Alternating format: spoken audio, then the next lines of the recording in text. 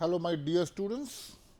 Today, myself, Dr. Abhijit Majumdar, Professor and Director of Noida Institute of Engineering and Technology, Pharmacy Institute, Greater Noida.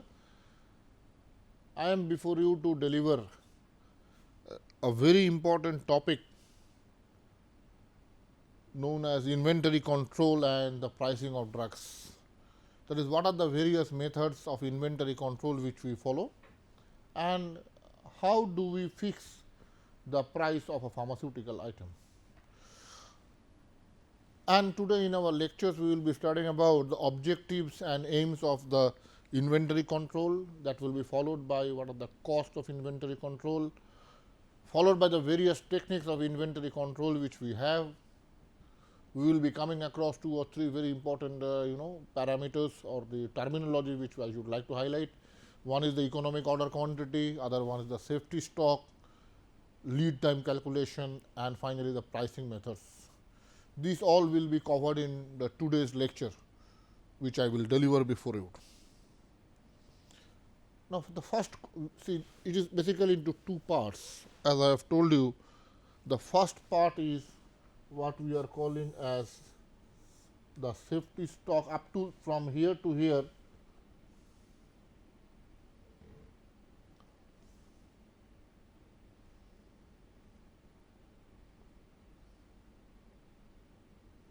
From here to here, we will be mainly dealing with what is called inventory control, and the second part is basically dealing with the pricing process. Now, let us see what is the basic objectives of inventory control. Why do we require this inventory control as such? Now, inventory control deals with the physical control of inventories. It is the process of deciding as to when, what, how much items we should keep in stock, so that there are 2 situations taking place at the same time. There should not be unnecessarily stock accumulating in our system. At the same time, there should not be a stock out situation where customers are coming, we are not in a position to fulfill their demand. Therefore, inventory control deals with the physical control of inventory. It is the process of deciding as to when, what, and how much of each item is to be ordered or it is to be kept in our stock. Very carefully we need to monitor the stock, and when the stock of a particular item is coming to a particular level, we need to reorder it, because you please remember that whenever you are reordering, it will take certain time period for the supplier to supply the item. So, we need to keep a certain amount of stock in our inventory before going for the next order, and this is known as safety stock, which I will be dealing later on obviously. Now, let us see what are the objectives of this inventory control. The major objective is we should maintain a sufficient inventory to avoid the production held up, which leads to customer dissatisfaction, finally the loss of revenue.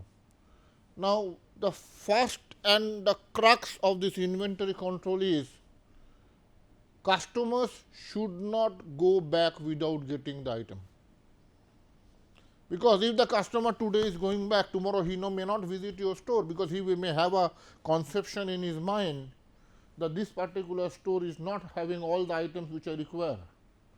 So, to maintain sufficient inventory so as to avoid production held up, which leads to customer dissatisfaction, loss of revenue, and increase in cost.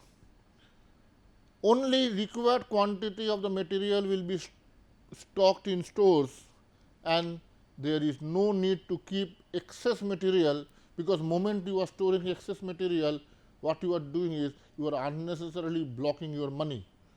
So, there is a financial blockade, you are not in a position to use the money in other areas, because in all industries, in all storehouse, the money is very limited.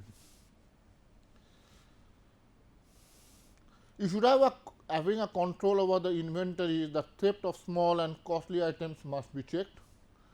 finally, the main objective of inventory control is to maintain the inventory at an appropriate level, so that there is neither excess nor short of the requirement. This is very, very vital.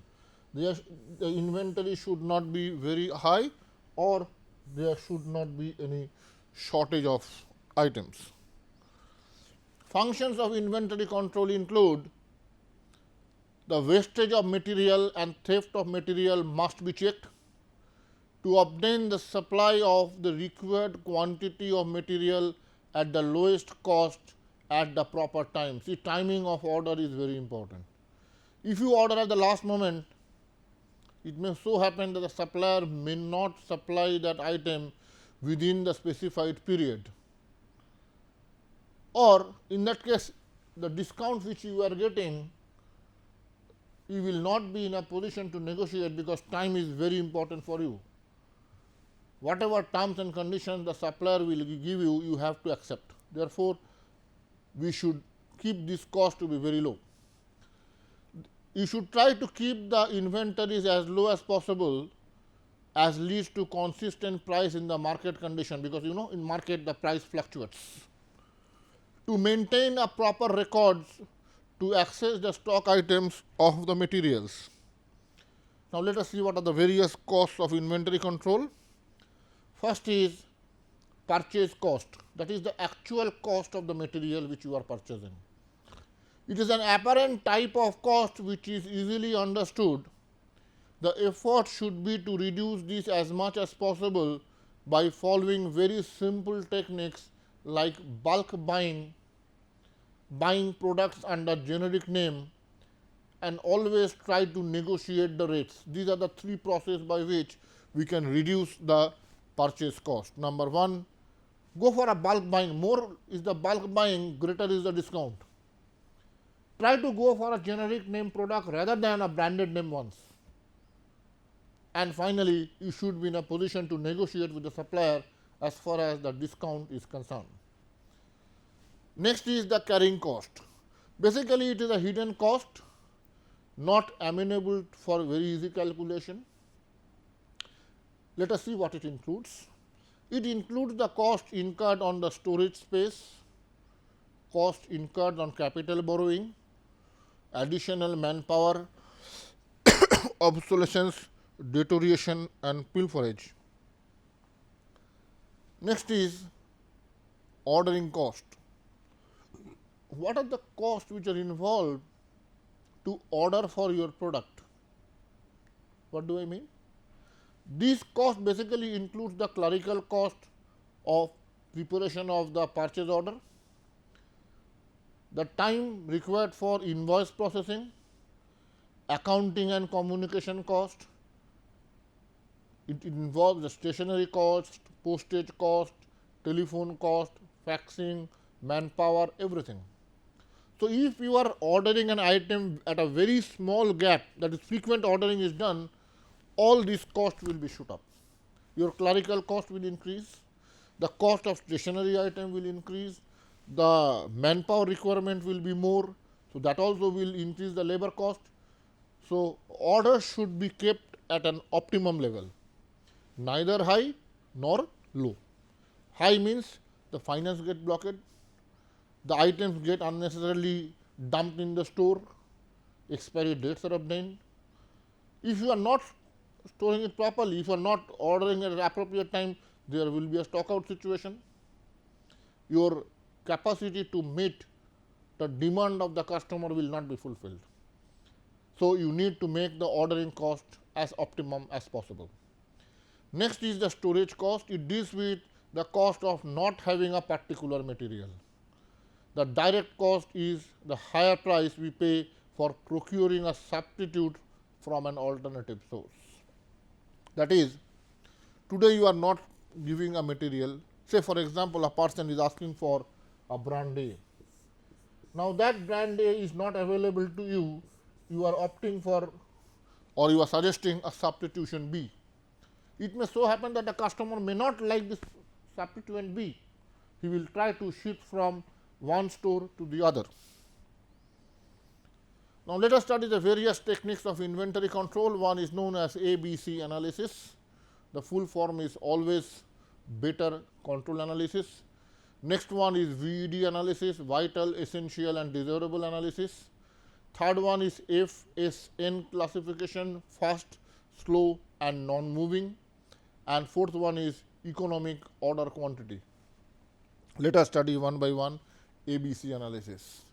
Now, in ABC analysis, basically it is known as always better control analysis. Now, here we make three categories of items. One, category A, two, category B and three, category C. Category A item, they are having the annual usage where 10 to 20% of the drugs they are consuming about 70 to 80% of the total budget. Number of items is less, but they are relatively costly, so that the total budget which is used up, the total resources which has been used up is almost 70 to 80%.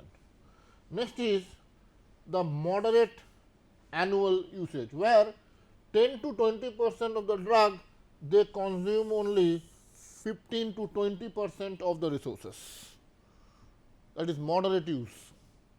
And third is the low annual usage item, that is 60 to 80% of the total drugs only consuming about 5 to 10% of the resources which you are having. So, the annual consumption is determined by the cost of one item multiplied by the total number of items in a year, that is the annual demand. So, class A items, percentage of item maximum 5 to 25%, consuming about 40 to 80% of the budget. Class B item, 20 to 40% of the items, consuming about 15 to 40% of the total value. This is calculated in terms of value, and this is calculated in terms of the number of items. And class C items, here the price is low, so 40 to 75% of the items they are consuming maximum about 5 to 10% of the total budget. So, class A item 80% of the total purchase value, class B item 15% of the purchase value, and class C item last 5% of the purchase value. Next process of inventory control is what we are called vital, essential, desirable analysis. That is the abbreviation, V for vital, E for essential, D for desirable. Vital item means without that particular item my store or my institution cannot function. They are absolutely necessary. Essential is the store can function, but the quality will be hampered. And lastly is desirable, without which an institution function, the store will function, neither it will suffer nor its management will be disrupted. Basically, we categorize substances into three broad divisions: vital, mandatorily required. Say for example, let us take an antipyretic drug. In the generic name it is known as acetyl salicylic acid. It is available in the form of dispirin tablets, where dispirin tablets they are having a maximum demand. So, we are calling it to be as a vital items, whereas anacin is essential, and the third one APC is under the category of the desirable item. That is, we rank the items as far as the requirement, as far as the satisfaction of the customers. Next is fast, slow and non-moving items. The classification of the material is based on the fast, slow and non-moving items, sometimes also require as FNS classification, and by this analysis the material can be classified based on their movement from the inventory over a specified period of time. Now, the items is based on the consumption and the average stay in the inventory.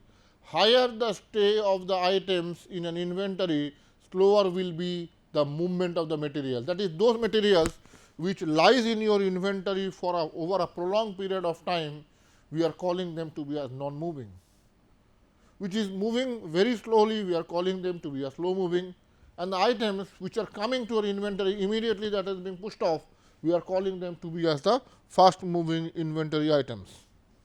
Next, we are moving on to what we are calling as economic, E for economic, O for order, and Q for quantity. Economic order quantity.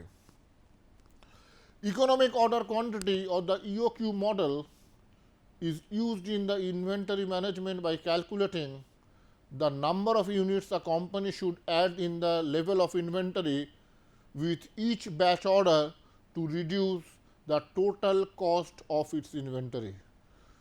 So, the cost of the inventory includes the hold up cost and the step up cost. Therefore, economic order quantity model seeks to ensure that right amount of inventory is ordered per batch, so that the company does not make order too frequently. At the same time, there is no excess of inventory lying in the hand. Economic order quantity basically in a nutshell means it is that minimum optimum quantity which a company or a store needs to order, so that excess does not remain in the inventory for long. At the same time, there is no scarcity generated. Both these two are effectively met up with what we are calling as economic order quantity. It is governed by a formula which is known as twice AB divided by C into S. That is, annual consumption into the buying cost per order multiplied by 2 divided by the cost per unit and the storage cost. This, whenever we are dividing this, the square root is basically the economic order quantity. In fact, this is known as the algebraic method of determination of economic order quantity. This is a graphical way of determining the minimum, the economic order quantity, where we are plotting quantity on y axis, the time across in the x axis. Now, initially you see that green line, initially there are 100 items, and across a period of time more and more items are used up, so their level in inventory goes down. So, that is the reason why this is a line which is obtained by a green mark. Now, when the items is going down, this is what we are calling as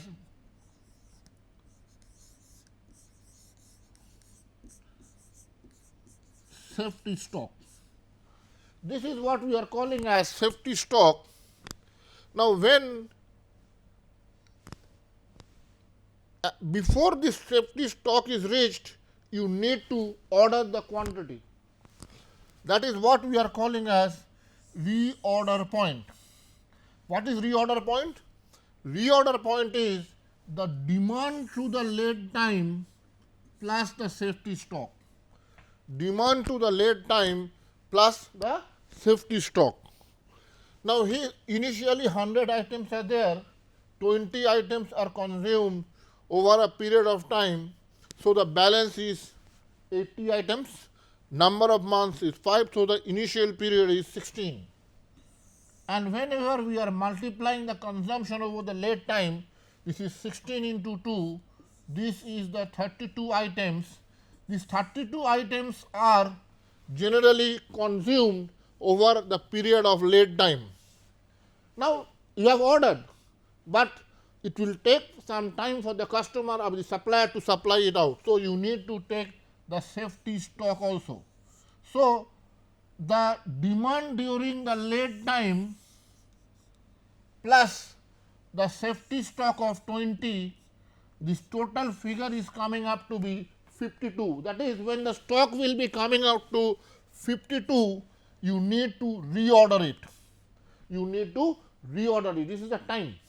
Now, the amount is governed by what you are calling as economic order quantity. So, you have ordered at this point of time,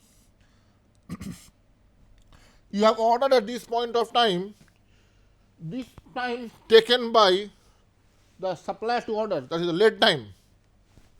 Again, the stock moves up because the supply has come.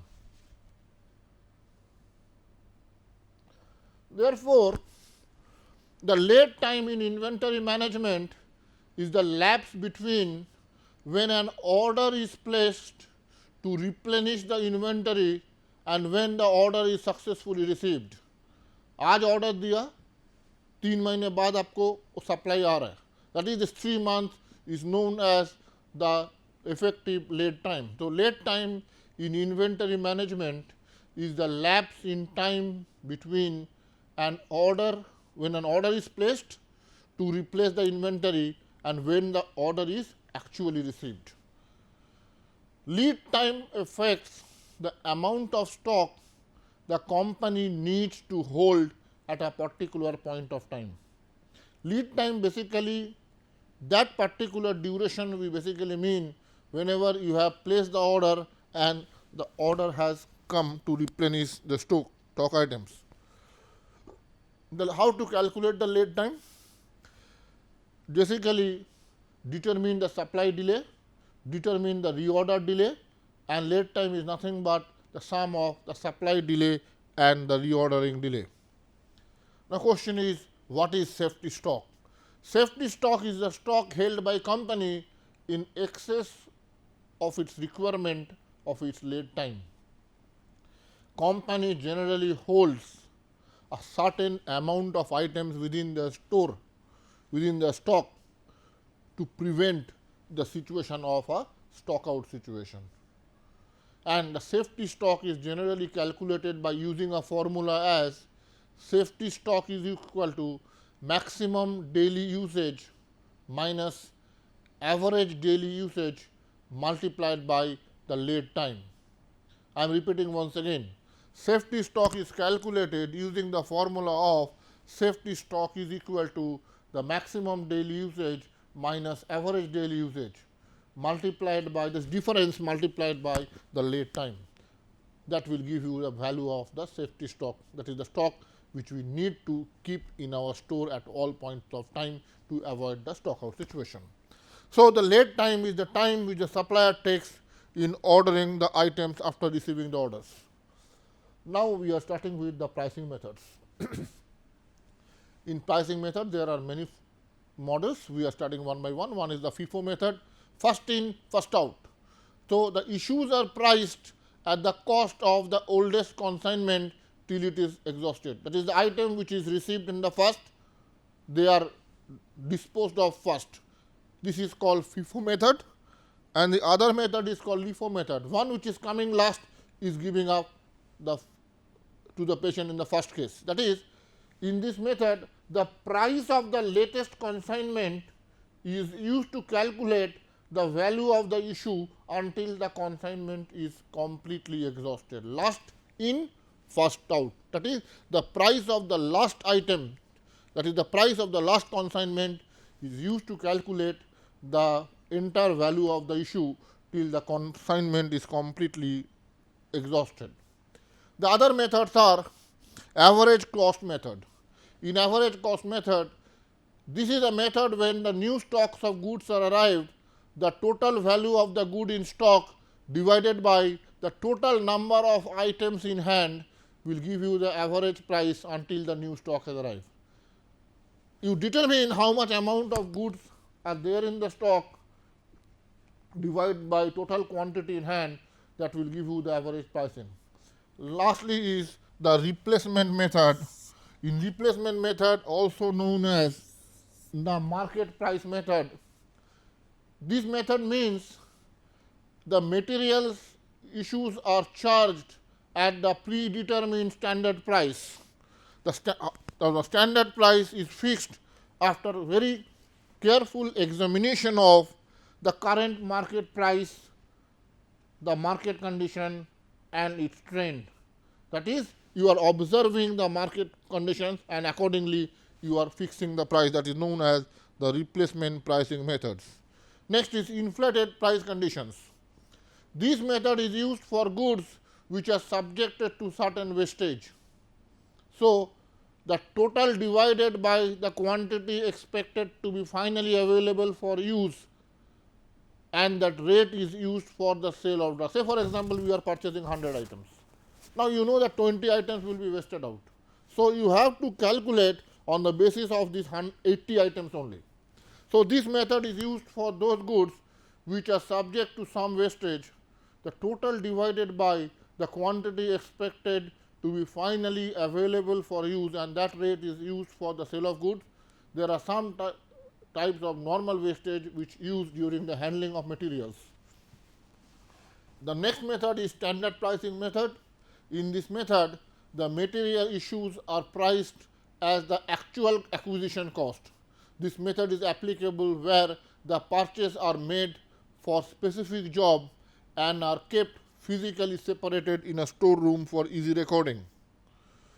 Now, as far as the legal requirement and the pricing control on bulk drugs and formulations are concerned, first determine the average price to retailer of the scheduled formulation, say that is PS, and if and then we are calculating the ceiling price. Ceiling price means the rate at which the government has put up a ceiling for a particular item.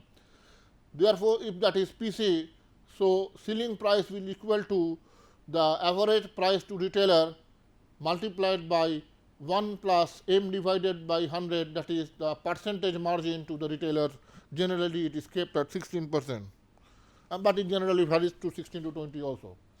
The price control of bulk drugs and formulation, the maximum retail price of scheduled formulation shall be fixed by the manufacturer on the basis of the ceiling price notified by the government plus all local taxes as and when applicable. Therefore, the maximum retail price is the ceiling price plus taxes. The maximum retail price, this is applicable for a new drug. Maximum, this is for the ordinary scheduled formulation, this is for the new drug. They are applied, they are fixed. This maximum price of a new drug shall be fixed by a manufacturer on the basis of the retail price determined by the government plus the local tax wherever it is applicable. Finally, the retail price of a general formulation is calculated as the cost, as a sum total of the cost of drugs and other pharmaceutical aids, which is denoted in the formula as MC, that is the material cost. Next is CC, conversion cost, which is working with the established procedure. Then you have to add the cost of the packaging material which is used during packaging, which is denoted in the formula as PM, and next is the PC, that is the PC means packaging charges worked out in accordance with the established procedures of costing. These 4 items when added together multiplied by 1 plus maximum allowable post manufacturing expenditures in percentage, and this entire term we have to add what we are calling as excise duty or ED. This sum total will be nothing but the retail price of the formulations. And finally, we are coming to the summary. Inventory control is the process of deciding as to when and what, how much of each item to be kept in stock, minimize ineffective stock, and optimizing the various costs associated with the inventories. There are various costs of inventories which we have studied. ABC, VED, FSN, EOQ are the common methods of inventory control, and then we have studied the various pricing policies, pricing strategies which we followed. Thank you. Thank you very much for your patient hearing.